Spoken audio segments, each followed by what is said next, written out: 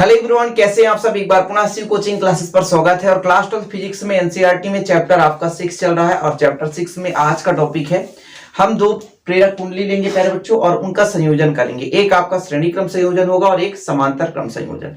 जैसे आप प्रतिरोधों का संयोजन पढ़े हैं, है ना, संधारित्र का संयोजन पढ़े हैं, उसी प्रकार से यहाँ पर हम आपको समझाने वाले हैं कि आपके पास दो प्रेरक कुंडली है। अब जरूरी नहीं कि यहाँ पे दो प्रेरक कुंडली, आप 3 प्रेरक कुंडली ले लें, 4 ले लें, 5 ले लें, जितना लेना चाहे ले सकते हैं। मैं मात्र 2 प्रेरक कुंडली लेकर आपको समझाने वाला हूं कि 2 प्रेरक कुंडली हैं और उनके संयोजन में तुल्य प्रेरकत्व तो कितना आता है, वो चीज हम आपको यहाँ पे समझाने वाले हैं। ठीक, तो यहाँ पर मानकर चलेंगे। जैसे हम एक पहला जो आप संयोजन पढ़ेंगे, श्रेणी क्रम संयोजन पढ़ेंगे। श्रेणी क्रम संयोजन में, है ना, पहले का दूसरा सिरा अगले के पहले सिरे से जुड़ा रहता है। और ये क्रम चाहे आप एक प्रेरक कुंडली जोड़ें, चाहे 2, 3, 4, 5 जितना जोड़ना चाहे आगे जोड़ सकते हैं। हमने 2 जोड़कर रखा है क्योंकि 2 के लिए हम तुल्य यहाँ पर प्रेरकत्व तो निकालेंगे। तो यहाँ पर क्वेश्चन है आपका कि प्रेरक कुंडली के संयोजन में श्रेणी क्रम संयोजन के लिए तुल्य प्रेरकत्व तो निकालिए या कि समांतर क्रम संयोजन का तुल्य प्रेरकत्व। ठीक, शुरू करें प्यारे बच्चों। तो हमने 2 यहाँ पर प्रेरकत्व L1 और L2 प्रेरकत्व के 2 हमने कुंडली मानकर चला है कि माना 2 कुंडली है हमारे पास, प्रेरक कुंडली है जिनका प्रेरकत्व क्रमशः L1 और L2 है। ठीक है, चीजें यहां पर क्लियर है। तो माना यहां पर लिखना है, माना 2 प्रेरक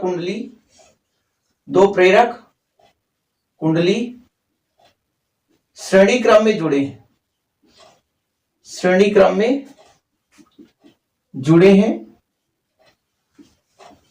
जिनका प्रेरकत्व कितना प्यारे बच्चों, जिनका प्रेरकत्व L1 व L2 है। ओके, कि 2 हमने प्रेरक कुंडली ले लिया है जिनका प्रेरकत्व L1 और L2 है। ठीक है, यहां पर यदि हम बात करें L2 है, जब कुंडलियों में धारा प्रवाहित किया जाता है तो दोनों कुंडलियों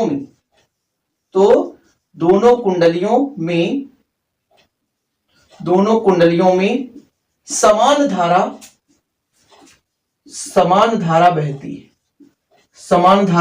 बहती है, किंतु थोड़ा समझने की कोशिश करेंगे, किंतु दोनों कुंडलियों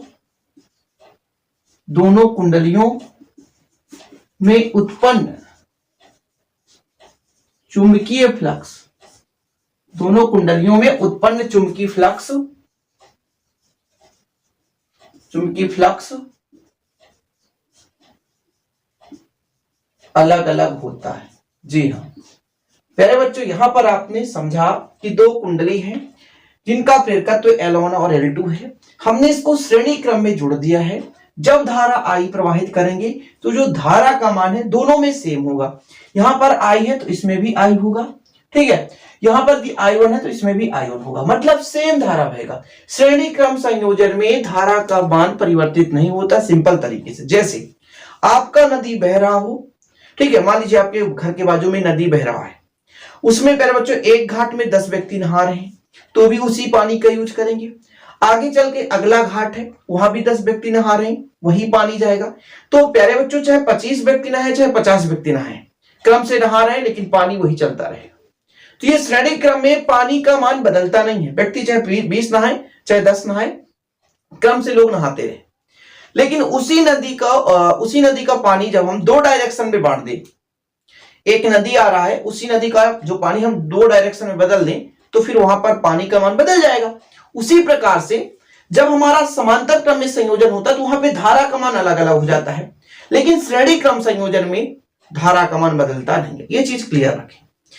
चाहे आप प्रतिरोध का ले लें, चाहे आप संधारित्र का ले लें, चाहे यहां पर आप प्रेरक कुंडली की बात करें, कुंडलियां जो जितने भी कुंडलियां जोड़कर रखें, यदि श्रेणी क्रम में जुड़े हैं तो उसमें धारा समान होगा। ये चीज आपका क्लियर ना, कि हमारे पास कई सारे कुंडली हैं, श्रेणी क्रम में जुड़े हैं, यदि धारा प्रवाहित करेंगे तो सब में समान धारा बहेगा। लेकिन इन धारा के कारण इन कुंडलियों में कितने फेरे हैं उसके आधार पर चुंबकीय फ्लक्स में परिवर्तन होगा। तो चुंबकीय फ्लक्स अलग अलग होगा, अब थोड़ा सा मैं यहां पर आपको बेसिक चीज समझा देना चाहता हूं कि यदि हम धारा प्रवाहित करते हैं प्यारे बच्चों, तो ये धारा जो है डिपेंड करेगा, धारा के कारण डिपेंड करेगा चुंबकीय फ्लक्स। यदि किसी भी कुंडली में कितना चुंबकीय फ्लक्स उत्पन्न हो रहा है वो धारा पर डिपेंड करता है। तो आपने पढ़ा था स्वप्रेरकत्व के सिद्धांत में कि जो चुंबकीय फ्लक्स का मान है वो समानुपाती होता है धारा की, और जब भी हम समानुपाती हटाते हैं तो एक नियतांक लगाते हैं जिसे हम स्वप्रेरकत्व कहते हैं, स्वप्रेरण गुणांक कहते हैं। तो फाई बराबर एल आई होता है। यदि 1 के लिए करेंगे फाई 1 बराबर तो L1 आई, और 2 के लिए करेंगे तो फाई 2 बराबर L2 आई। ठीक है, ये चीज आपका क्लियर हो जाना चाहिए। ठीक, इतना क्लियर है, इसको मैं यहां पर मिटा दूंगा, ये बेसिक चीज है। तो यहां पर मैं आपसे कह दूं कि स्वप्रेरकत्व या स्वप्रेरण के सिद्धांत से ऐसा लिख लें, स्वप्रेरण के सिद्धांत से, प्रेरण के सिद्धांत से फाई 1 बराबर L1 I1 व फाई 2 बराबर L2 I। धारा सेम है इसलिए। ठीक है, तब संयोजन का तुल्य उत्पन्न फ्लक्स, ठीक है, फाई बराबर फाई 1 प्लस फाई 2। जी हां, फाई बराबर कितना लिखेंगे पहले बच्चों, एल आई। फाई बराबर लिखेंगे एल आई, और इसका L1 आई, इसका L2 आई। फाई बराबर यहां पर एल आई है तो एल आई रहने दो। इन दोनों में से आई कॉमन आ रहा है, अब जी प्यारे बच्चों यहां पर आई से आई काट दो, तो आपके पास L बराबर आ गया L1 प्लस L2। ये आपका आ गया श्रेणी क्रम संयोजन। बेसिक तौर पर यहां पर बताना जरूरी था कि जब भी हम किसी परिपथ में धारा प्रवाहित करते हैं तो यदि चुंबकीय फ्लक्स परिवर्तन हो रहा है तो प्रवाहित धारा के समानुपाती होता है। धारा जितना ज्यादा प्रवाहित होगा तो फ्लक्स के मान में उतना ही अधिक परिवर्तन होगा। तो कैसा लगा ये, आप लोग स्क्रीनशॉट ले लें। इसके बाद हम चर्चा करेंगे प्यारे बच्चों किसका, समांतर क्रम संयोजन का। बिल्कुल सेम है, थोड़ा सा डिफरेंस रहेगा। समांतर क्रम संयोजन बिल्कुल आप सिंपल तरीके से समझ जाएंगे। तो उम्मीद करता हूं स्क्रीनशॉट आप लोग ले लिए होंगे। इसके बाद प्यारे बच्चों हमको चर्चा करना है मेन रूप से क्या, तो हमारा समांतर क्रम है, तो इसको हम अपन साफ कर देते हैं। यहां से पूरा समांतर क्रम संयोजन चर्चा करते हैं।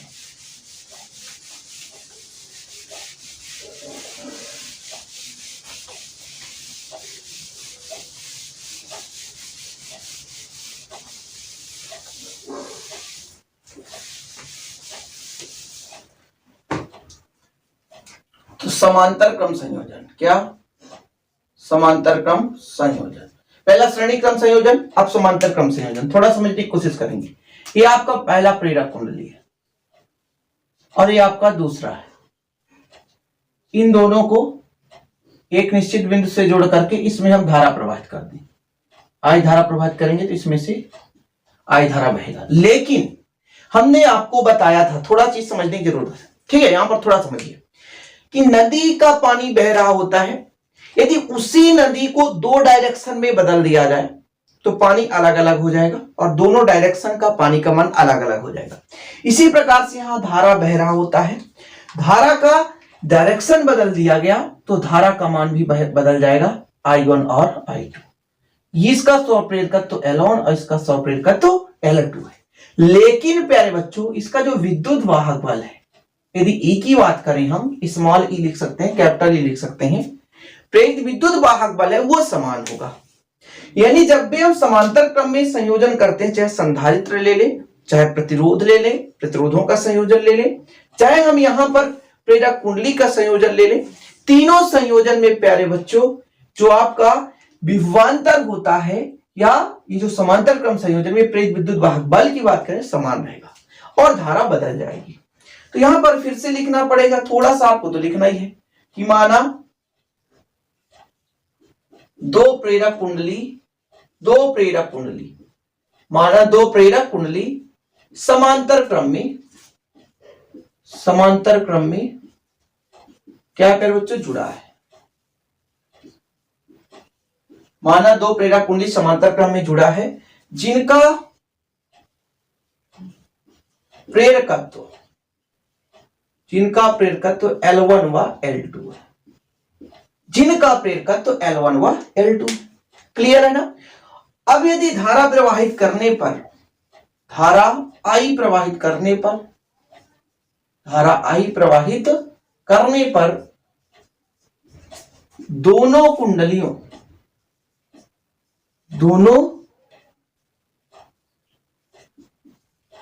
कुंडलियों में धारा क्रमशः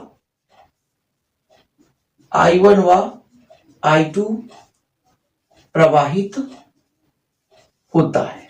यानी धारा का मान थोड़ा सा बदल जाता है। तब तुल्य धारा की बात करें प्यारे बच्चों, यानी तुल्य धारा कितना होगा, I1 plus I2। I1 plus I2 यानी हमने धारा I दिया, लेकिन ये बदल करके दो भागों में बट गया, I1 और I2। यदि इसके समय के साथ परिवर्तन की बात करें तो इसको हम ऐसा लिख सकते हैं, di अपॉन dt बराबर di1 बटे dt, यानी समय के साथ परिवर्तन di2 बटे dt। ये समय के साथ परिवर्तन होगा, समय के साथ इसमें परिवर्तन। अब हम यदि बात करते हैं कि समांतर क्रम संयोजन में, किसमें, समांतर क्रम संयोजन में प्यारे बच्चों, समांतर क्रम संयोजन में जो आपका विद्युत वाहक बल होता है समान होता है। समांतर क्रम संयोजन में विद्युत वाहक बल, कोष्टक में लिख देता हूं समान। समांतर क्रम संयोजन में विद्युत वाहक बल समान होता है, इसको आप समीकरण लिख देते हैं। ठीक है, थोड़ा आप फिर से बेसिक समझाऊंगा। चूंकि आपने पढ़ा है फैराडे के विद्युत चुंबकीय प्रेरण के सिद्धांत से, फैराडे के सिद्धांत से थोड़ा बेसिक्स में समझाऊंगा। फैराडे के सिद्धांत से आपने पढ़ा है प्यारे बच्चों फाई का मान, थोड़ा समझिएगा, सॉरी विद्युत वाहक बल का मान यहां पर d phi upon D t, और वो भी निगेटिव में। यदि फेरे हैं तो n d phi upon D t रहता है, कोई दिक्कत नहीं, फाई ले रहे हैं यहां पर।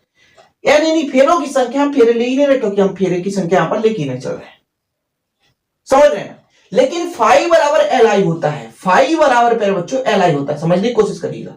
फाई बराबर एल आई होता है, फाई बराबर एल आई, अभी हम आपको समझाएं, एल आई डी टी, इसको आप ब्रैकेट लगा दो, फाई बराबर एल आई। तब यहां पर आप कहोगे, E बराबर आपका निकल कर आएगा माइनस एल बाहर आ जाएगा और D I upon D T. इसी प्रकार प्यारे बच्चों हम कह सकते हैं और आगे साइड में कि E बराबर आपका minus L one D I upon D T, I1 धारा प्रवाहित हो रहा है, वह E ही बराबर होगा minus L two D I upon D T. Same condition यहां से आप निकाल सकते हो, थोड़ा समझने की जरूरत है, बाकी बहुत कठिन नहीं है, बहुत कठिन नहीं है। यहां तक आपको दिख रहा है पूरा, स्क्रीनशॉट आप ले सकते हैं, थोड़ा सा देख लेता हूं मैं। चलिए कंप्लीट दिख रहा है, जी हाँ ठीक है। थोड़ा सा मैं एक लाइन यहां से मैं लिख दूं, तब देखिएगा जरा, एल को यदि पक्षांतर कर दो, यहां एल को यदि पक्षांतर कर दूं, थोड़ा आप देखिएगा ना, D I upon D T निकाल रहा हूं, एल को यदि पक्षांतर कर दूं तो D I upon D T निकल कर आएगा, D I upon D T निकल कर आएगा, कितना आएगा, माइनस सही तो minus E upon L, minus E upon L.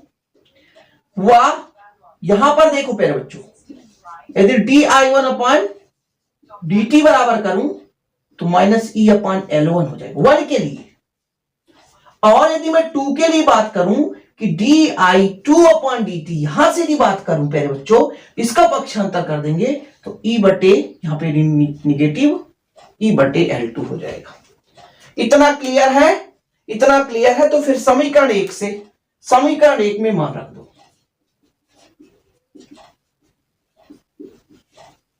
समीकरण 1 में मान रखने पर रखो प्यारे बच्चों, D I upon D T बराबर कितना है हमारे पास, D I upon D T दिख रहा है माइनस ई अपॉन एल, जी हाँ, minus E upon L one plus, तो फिर प्लस का तो माइनस ही हो जाएगा, कोई दिक्कत ही नहीं है, minus E upon L two, जी हाँ। आप माइनस ई कामा लेकर के इसको आप काट सकते हैं पूरा।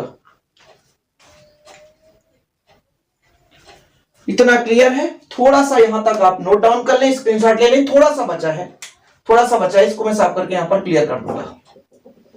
ओके प्यारे बच्चों, स्क्रीनशॉट ले लिए ना? चलिए थोड़ा समझने की कोशिश करेंगे यहां पे। देखिएगा, माइनस ई अपॉन एल रहने दो, माइनस ई कॉमन ले तो 1 upon L, 1 plus 1 upon L 2। जी हाँ, इसको काट दो प्यारे बच्चों, तो आपके पास आता है कितना? ई अपॉन एल बराबर 1 अपॉन, सॉरी ये तो कट गया, 1 upon L1 plus 1 upon L2। यदि इसका मल्टीप्लाई करो तो ऐसा आएगा, एलसीएम ऐसा आएगा, 1 अपॉन L बराबर नीचे L1 L2 आ जाएगा, और यदि इसका मल्टीप्लाई इधर करो दो तो L1 प्लस L2 आ जाएगा।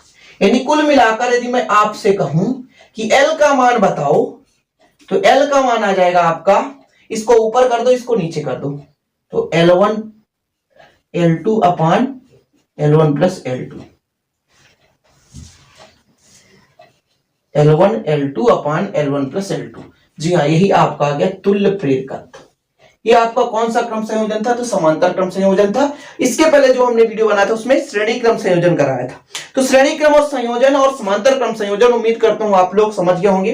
और हाँ, मेरे बच्चे इसके नोट्स के लिए 968529 पर कांटेक्ट कर सकते हैं, प्रॉपर रूप से नोट्स दिए जाते हैं। ओके, तो उम्मीद करता हूं आज का वीडियो भी पसंद आया होगा। पसंद आया तो लाइक करें, दोस्तों को शेयर करें। मिलते हैं अगली वीडियो के साथ, तब तक के लिए जय हिंद, वंदे मातरम।